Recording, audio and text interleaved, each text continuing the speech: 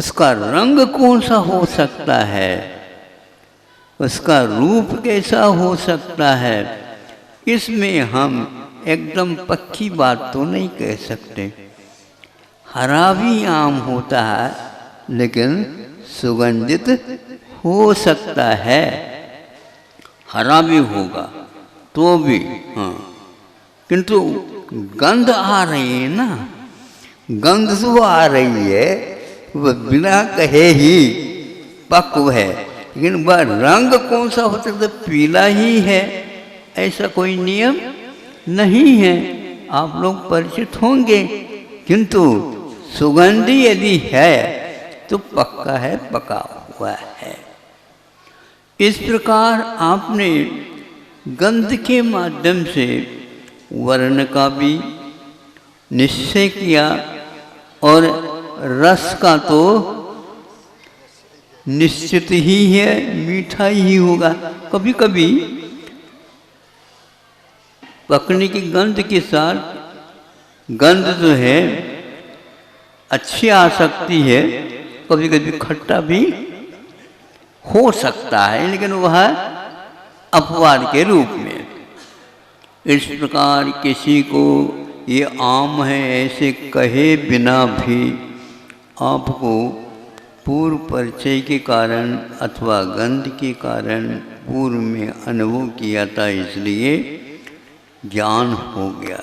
इसी प्रकार गुरुओं के कहने से इस शरीर में जो बोल रहा है, मांग कर रहा है, भागा दौड़ी के लिए निर्णय ले रहा है, मना करने के उपरांत भी सात समुद्र जाने के लिए तैयार है, नहीं समझे?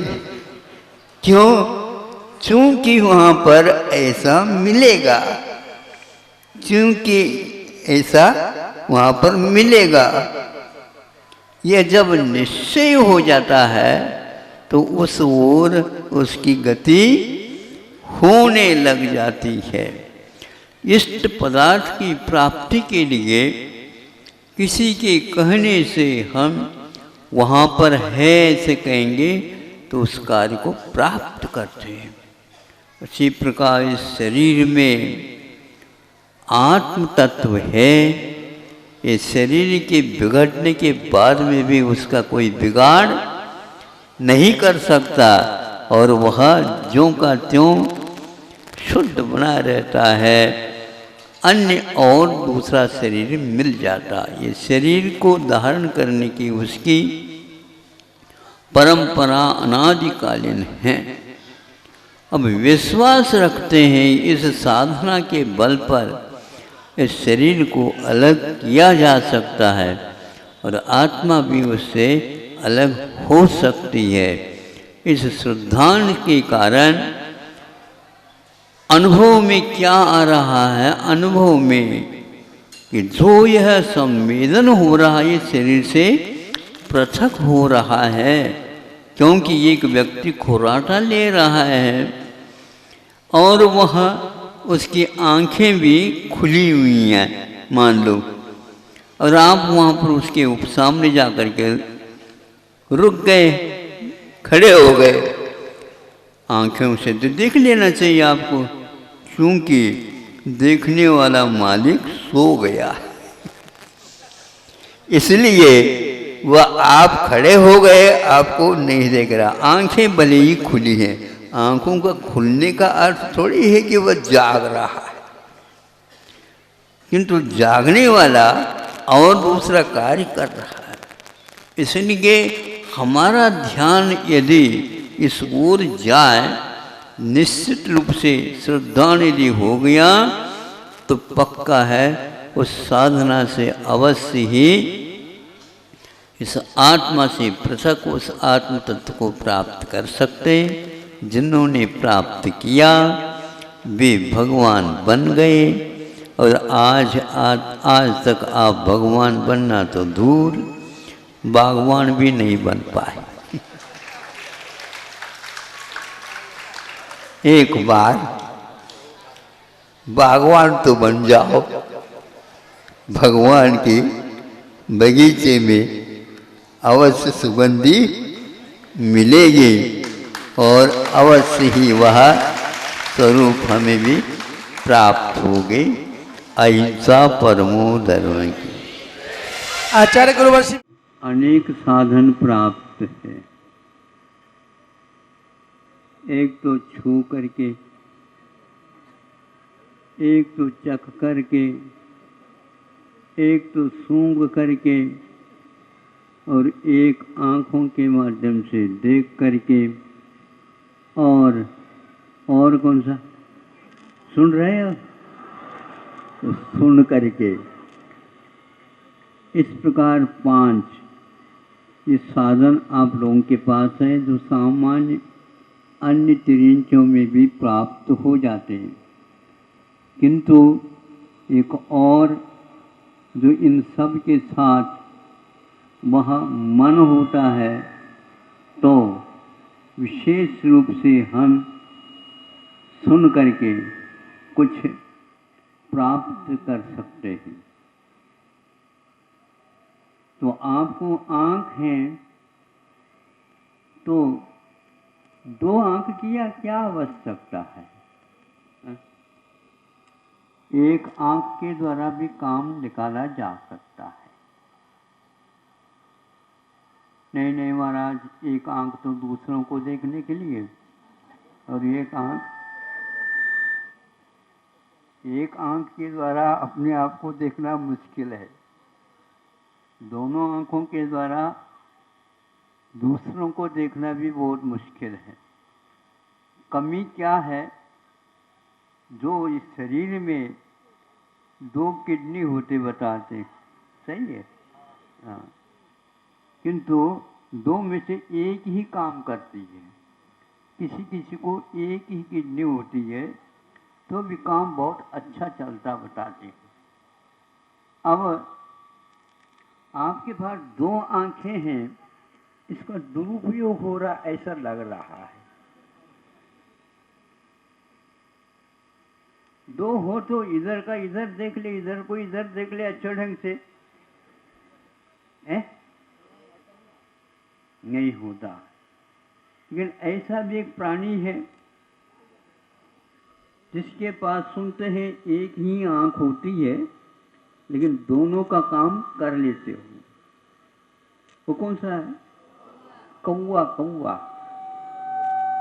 उसके पास आंखें तो देखने के लिए 2 होती हैं, जिसको खिड़कियां बोल सकते हैं, लेकिन वो एक ही आंख उसके भीतर पुतला जिसको बोलते हैं, पुतली, तो वह काम करती रहती है। वो बहुत जल्दी इधर के इधर कर लेती है। बीच में कोई व्यवधान नहीं रहता। अपने दोनों आँखों के बीच में व्यवधान होने के कारण हम उसका सही उपयोग नहीं कर पाते। और जब हम पर को देखते हैं तो स्व को नहीं देख पाते, और स्व को देखते हैं तो पर को नहीं देख पाते। इसलिए स्व को देखने से राग द्वेष उत्पन्न नहीं होते हैं, और पर को देखने से ही राग द्वेष उत्पन्न हो सकते हैं। राग द्वेष होने का अर्थ यह है कि हम उसके साथ व्यवहार जब सही नहीं करते हैं तो राग द्वेष उत्पन्न होते हैं। सुन रहे हैं आप लोग? हाँ, अभी तो सुन रहे हैं। दोनों कानों से क्या? दोनों कानों से सुन रहे हैं।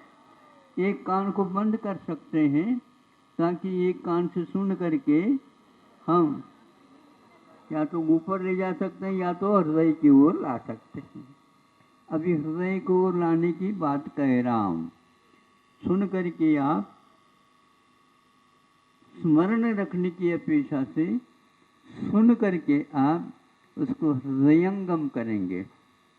हृदय हमेशा नीचे रहता है, मध्य में रहता है, और उसी के माध्यम से सब कुछ काम होता है। उसके पास हृदय नहीं है, हृदय शून्य है, इसका अर्थ दया नहीं है अथवा सही सही पकड़ नहीं है। सुन करके जो व्यक्ति उसको अच्छे ढंग से समझ लेता है तो राग द्वेष नहीं उत्पन्न होते। तो सुन करके हमें अब ये प्रयास पुरुषार्थ करना है कि राग द्वेष क्यों होते हैं, तो हमारी भूल के कारण होते हैं। आँखों के कारण राग द्वेष नहीं, और जो साधन है उसके कारण राग द्वेष नहीं, किंतु राग द्वेष होते हैं हमारी भूल से। हम दूसरे के ऊपर थोप रहे, आपके कारण हमें राग द्वेष हो रहे हैं, ये तो उनकी गलत है। इसलिए वह आँख जो एक भी पर्याप्त है, और हम यदि उसका सदुपयोग करते हैं तो कौवा देखने को तो 2 आँख वाला माना जाता है, किंतु एक ही आँख के द्वारा वह आपसे भी ज़्यादा काम कर जाता है, आपसे भी बहुत कुछ ज़्यादा काम कर लेता है, क्योंकि उसके पास बहुत स्फूर्ति रहती है। उसके देखने की क्रिया में स्फूर्ति के साथ जल्दी जल्दी वह निर्णय ले लेता है और अपना काम कर लेता है। एक गुण उसके पास बहुत अच्छा है कि वह यह है कि अपने जाति को बुला करके खा लेता है। सुन रहा है? और आप लोग छुप करके खा लेते हो, ये भूल है। जो भूखा रहता है, जो आप खा रहे हैं उसके समय उनको भी बुलाओ, बुलाए बिना भी यदि आया है तो जो कुछ भी है वो खा ले। तो वह कहाँ कह करके सबको बुला लेता है और सब मिल करके खा लेते हैं। यदि आप गुणग्रहण का बोलते हैं ना आप लोग, मेरी भावना, तो अब गुणग्रहण यदि रखते हैं तो एक एक गुणों का चयन कर लिया जाए तो बहुत गुणों के ढेर हो सकते हैं, लेकिन मनुष्य इसके लिए राजी नहीं होता। वह अपने गुणों को बढ़ाना नहीं चाहता, किंतु द्वेष या दोष को अपनाता चला जाता है। इसलिए आचार्यों ने एक प्रकार से सम्यक दर्शन में 8 अंगों में एक वात्सल्य अंग रखा है। वात्सल्य अंग का अर्थ यह है कि गाय जिस प्रकार अपने बछड़े के प्रति प्रेम वात्सल्य रखते हैं, उसी प्रकार आप लोग सहधर्मी भाइयों के प्रति वात्सल्य रखेंगे। निश्चित रूप से ये कौवे के अनेक गुण आपके जीवन में भी आ सकते हैं। उसको कोई भी काना नहीं कहता, नहीं समझे?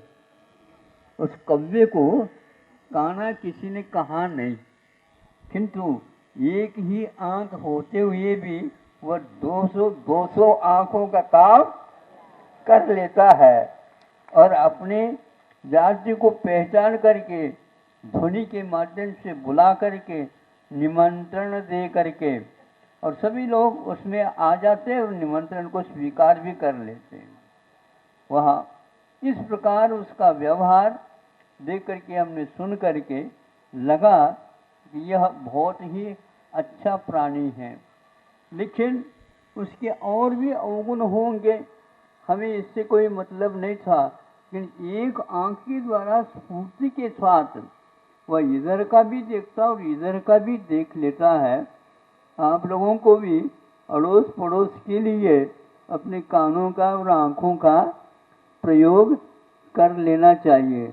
कान हो तो आनाकानी कर लेते हैं, फिर काना बन जाओ, है? आनाकानी का अर्थ क्या होता है? सुनते हुए भी नहीं सुनना, देख के भी नहीं देखा,